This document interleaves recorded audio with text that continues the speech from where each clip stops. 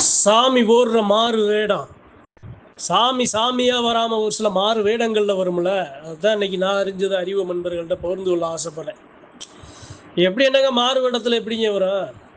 என் சாமி இருக்கு அப்படின்னா என்னை காக்கிற தாயா வரும், தந்தையா வரும், அண்ணனா வரும், தம்பியா வரும், தங்கையா வரும், சகோதரியா வரும். இது மாதிரி பல மாறு வேடங்களை பல அவதாரங்களை எடுக்கும். எப்படி தன்னுடைய உருவத்தை நன்மக்கள் யாரெல்லாம் சத்தியமான மக்களா இருக்காங்களோ அந்த சத்தியமான மக்களோட உருவத்தை எடுக்கும். பெரிய அதிகாரியாக இருந்தாலும் பெரிய பெரிய வசதி, அதே சமயம் ஆளுமை அதிகாரம் படைத்த பெருமக்கள் நன்மக்களாக இருந்தால் அவங்களுடைய உருவத்திலையும் சாமி வரும்.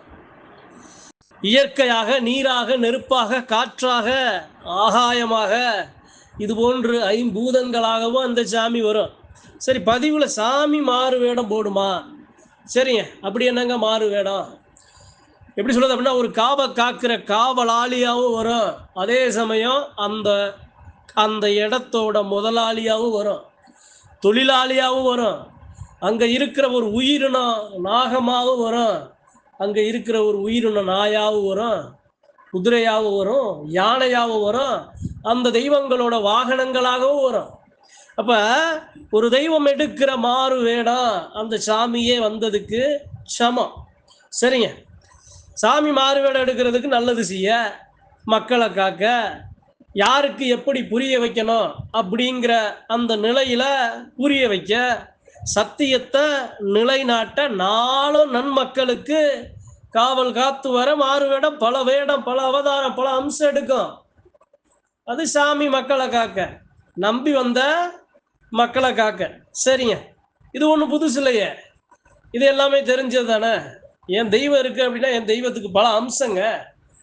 அந்த பெருமாள் எடுக்கிற அவதாரம் மாதிரி, அந்த சிவன் எடுக்கிற அவதாரம் மாதிரி, அந்த பிரம்மன் எடுக்கிற அவதாரம் மாதிரி, அந்த தாய் ஆதி சக்தி எடுக்கிற அவதாரம் மாதிரி, எத்தனையோ அவதாரங்களாக, எத்தனையோ திருவுருவ சிலைகளாக, எத்தனையோ இடங்களாக, பொருளாக காத்து நிற்கிற சாமி நன்மக்களுக்கு நல்லது செய்ய. சரி, சத்தியம். சரி, சாமி மட்டும்தான் இது மாதிரி அவதாரம் எடுக்குமா? சாமி மட்டும்தான் இது மாதிரி மாறு வேடம் போடுமா? இல்ல. தெய்வம் எப்படி போடுமோ அதே மாதிரி ஒரு சில தீய சக்திகளும் மாறு வேடங்கள் எடுக்கும். அதையும் இந்த பதிவுல பகிர்ந்து கொள்ள ஆசைப்படுறேன். சரிங்க, எப்படிங்க கண்டுபிடிக்கிறது? சாமியா இல்ல அது தீய சக்தியா? அந்த மாறு வேடத்தை வச்சு நான் எப்படி கண்டுபிடிக்க முடியும்?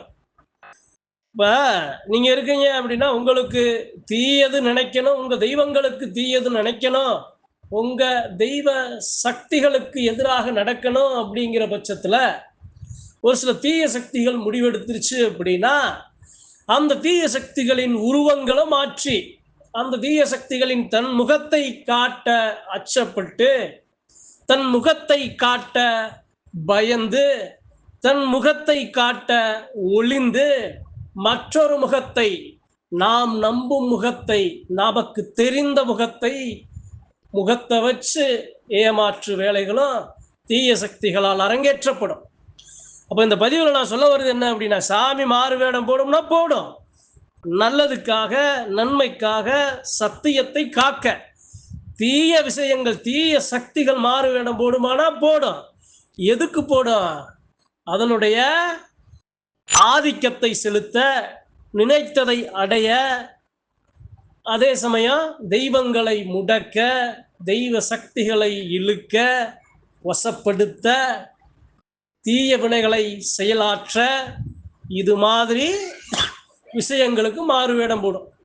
சரி, ஏன் தீய சக்தி மாறு வேடம் போடணும்?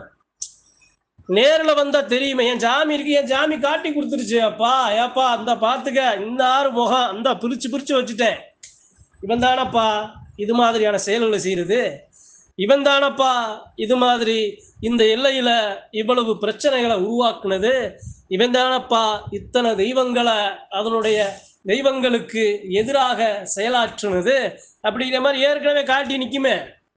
எதிர்த்து ஏற்கனவே சண்டை இட்டிருக்குமே, எதிர்த்து அதனுடைய தோலை உரிச்சிருக்குமே. ஆனா மறுபடியும் அதே முகம் வந்துச்சுன்னா எனக்கு தெரிஞ்சிரும்ல. அப்ப தீய சக்திகளின் நாடகங்கள் எப்படி அரங்கேறும்? நல்லவே மாறி நடிக்கிறது. அதனாலதான் தீய சக்திங்கிறோம். தன்னுடைய எண்ணத்தை நிறைவேற்ற, தான் நினைத்ததை சாதிக்க, சத்தியத்தை எதிர்க்க, அதர்மத்தின் வழியில் இது போன்று ஒரு சில தீய சக்திகளும் அதனுடைய வேடங்களை மாற்றி வரும். நாம ஏமாந்துடக்கூடாது. அதாவது எப்படி சொல்றது அப்படின்னா, இது யாருக்கு புரிய வரும் அப்படின்னா, தெய்வத்தோட அனுகிரகம் அருளாசி பெற்ற பெருமக்களுக்கு இது தெரிஞ்சிடும். நீ வர்றது யாரு, நான் இருக்கேன் என் மேல சாமி நிக்குது அப்படின்னா, என் ஆத்தா வந்தா என் ஆத்தா வர்றதுக்கும், என் ஆத்தா மேல சாமி வர்றதுக்கும், அதே சமயம் என் ஆத்தா மேல ஒரு பேய் வர்றதுக்கும் எனக்கு தெரிஞ்சிடும். நீ என்னதான் முக்கி மோதி எத்தனை உருவங்கள் எத்தனை மாறுபட்ட வேஷங்கள் எடுத்து மக்களை, ஏழ்மையான மக்களை ஏமாற்றினாலும் சத்தியமான மக்களை, சத்தியமான தெய்வங்களை சுபக்கிற மக்களை ஏமாற்ற முடியாது. அதனுடைய உருவத்தை, அதனுடைய அங்க அடையாளங்களை அனைத்தையும் பட்டம் போட்டு காட்டும். உன் செயல் நியாயமானது இல்லையே, நீ செய்கிற செயல் அதர்மத்துக்கு துணையா நிக்குதே, அந்த செயல் நல்லது இல்லையே, எதற்கப்பா இந்த பேராசை, என்னத்தப்பா அள்ளி கட்ட போற, உன்னுடைய தேவை உனக்கானது உன்னை விட்டு போகுமா, மற்றதுக்கு எதுக்கப்பா ஆசைப்படுற, நீ எத்தனை வேடம் எடுத்தாலும், நீ எத்தனை முகம் எடுத்தாலும், எத்தனை மாந்திரிக தாந்திரிக சக்திகளை உனக்குள்ள நீ உருவகப்படுத்தி நீ எத்தனை உருவத்துல வந்தாலும் சத்தியமான தெய்வங்களை சாச்சிட முடியுமா? காலம், ஒவ்வொரு காலமும் எல்லா காலமும் உனக்கு சாதகமாக அமையுமா? விழ வேண்டிய தெய்வம் எழ வேண்டிய காலத்துல எழுந்து நிற்கும் போது உன்னால விழ வைக்க முடியுமா? அப்ப தீய சக்திகள் எடுக்கிற உருவங்களை, அதனுடைய சாயல்களை சாரல்களை சாமியாடி பெருமக்கள் உண்மையான தெய்வங்கள் கண்டறியும். என்ன வேலை நடத்தினாலும், என்ன வேலை செஞ்சாலும், எத்தனை காயங்களை உருவாக்குனாலும், எத்தனை இரத்த வலிகளை கொடுத்தாலும், எத்தனை மாந்திரிக தாந்திரிக விஷயங்களை செயல்படுத்தாலும், சத்தியம் அப்படிங்கிற ஒரு செயலுக்கு முன்னாடி இது எல்லாமே சாதாரணம். அணுகளவு அசைக்க முடியாதப்பா. உண்மையான மக்களை, நீதியான மக்களை, நேர்மையான மக்களை, அந்த மக்களுக்கு காலத்துக்கு நிற்கிற சத்தியமான தெய்வங்களை தீய வழியில தீய எண்ணங்கள் கொண்டு பேராசை கொண்டு உன்னால செயல்படுத்த முடியாது. மற்றதுக்கு ஆசைப்பட்டு இருக்கிறதையும் இழந்து, ஏதோ எப்படி சொல்றது அப்படின்னா, பெருசா ஆசைப்பட்டு சிறுசா இருக்கிறத கூட நான் இழந்து ஒண்ணுமே இல்லாம நடு ரோட்ல நின்ன அப்படின்னா, நீ இவ்வளவு காலமாக நீ பெற்றெடுத்த அனைத்தும் அந்த இடத்துல உன்னை விட்டு பறிபோகும். பேரு புகழ் எல்லாம் பறிபோயிடும்.